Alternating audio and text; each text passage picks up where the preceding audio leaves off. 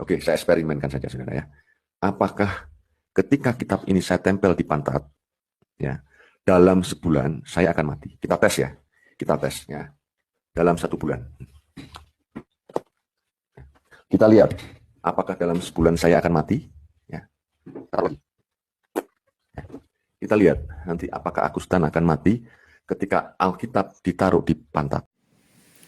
Oke, baiklah saudara, seperti yang saudara lihat di thumbnail video ini dan di awal video tadi.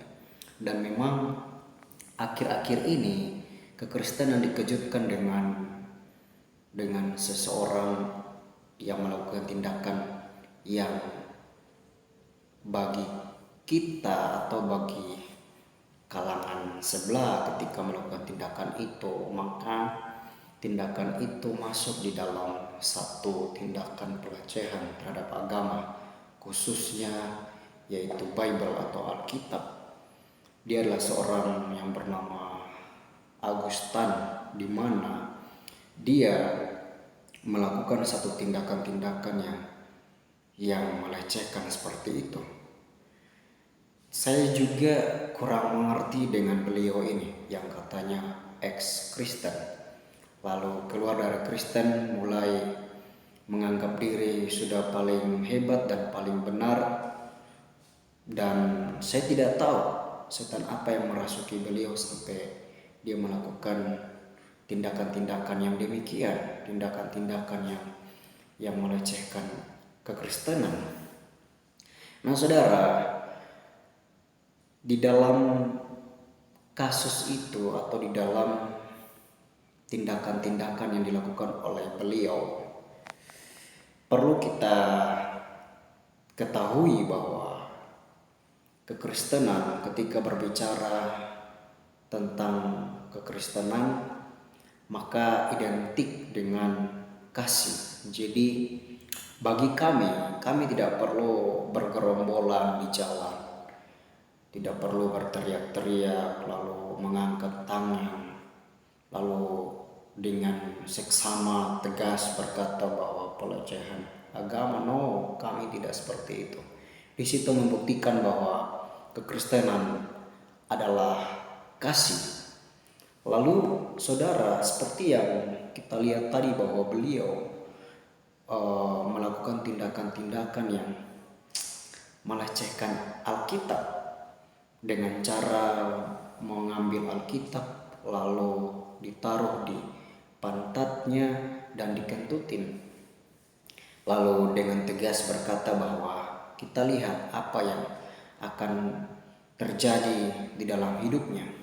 Nah saudara, seperti yang saudara lihat di thumbnail video ini, bahwa sekarang kurang lebih 1 bulan setelah beliau melakukan tindakan itu, dia sakit sekarat dan hampir mati, saudara. Sakit. Bahkan ada pendeta pun yang saya lihat pergi mendoakan beliau. Berawal dari tindakan-tindakan beliau itu. Nah, lalu ada orang yang berkata bahwa, atau beliau berkata bahwa, oh, saya itu sudah sakit sebelum mualaf. Oke, boleh kita berkata demikian. Tapi kalau Anda sudah tahu Anda sakit, kenapa Anda berkata demikian? Kalau Anda sudah tahu Anda sakit dan mungkin akan kambuh, kenapa Anda berkata demikian? Bahwa ketika Anda melakukan pelecehan itu, tindakan menaruh pantat di Alkitab itu, kenapa Anda berkata bahwa apa yang akan terjadi kepada Anda? Kok sekarang Anda berkata bahwa, atau ada yang berkata bahwa, oh itu dia sudah sakit dari awal.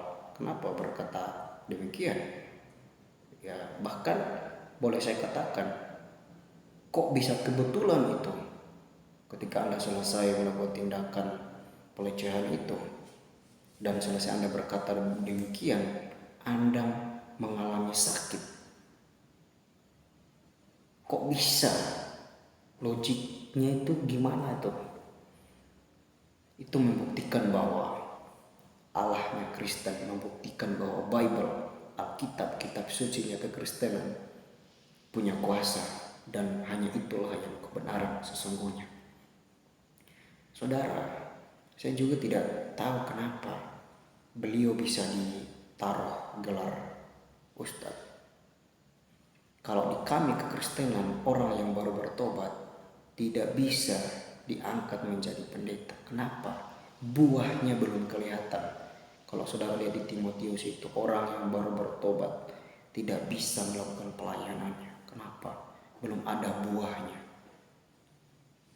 Ini mendadak dia mendapat gelar Ustadz itu. Jadi saudara, saya harus katakan kepada Anda bahwa bertobatlah Anda dan percayalah kepada Yesus Kristus. Kenapa? Dialah yang nantinya akan menghakimi seluruh umat manusia. Dan barang siapa yang tidak bertobat, percaya kepada Kristus sebagai Tuhan dan Juru Selamat, maka dia akan masuk ke dalam kekekalan, tapi kekekalan neraka akan menjadi miliknya. Jadi bertobatlah siapapun yang melihat video ini, dan mulailah percaya kepada Tuhan Yesus Kristus sebagai Tuhan dan Juru Selamatmu. Thank you, God bless untuk kita semua.